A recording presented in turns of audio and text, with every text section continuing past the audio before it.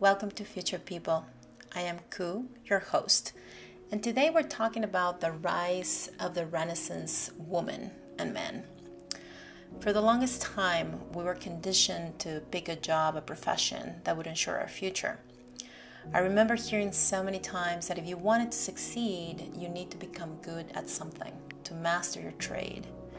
We attached so much value to it that it's become second nature to use what we do to define who we are, to define our identity. The big issue with this is that as humans, we're not wired that way.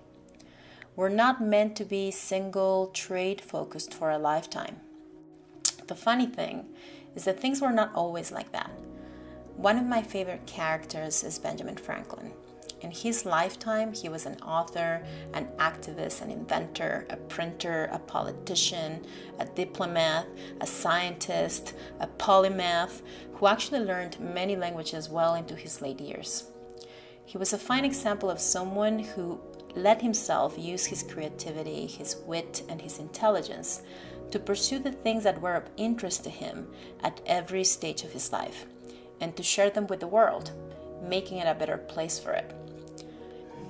Luckily, a big shift is happening.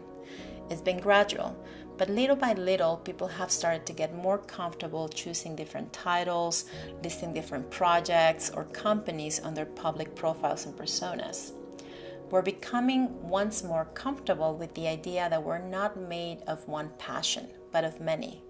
And most of all, that at each stage of our lives, we can reinvent ourselves. We have the opportunity to explore and develop a different side of us. So I invite you to think about where you are in your life today, to let yourself rethink and expand your concepts and ideas about career and how you need to live and lead your life. We have the power to redesign our lives, our careers, and our jobs to fit who we really are at every stage of our lives. There's nothing standing in the way except ourselves. It's scary and it's tricky, but if we look at it and face it head on, we realize that we give our fears more power than they have, and that we actually have more skills and tools are at disposal that we can actually use to make the change we want. Sometimes it's so hard to make the jump, and once we do it, we realize that it wasn't as scary, and we actually surprise ourselves going up the ladder, getting ready to jump off again.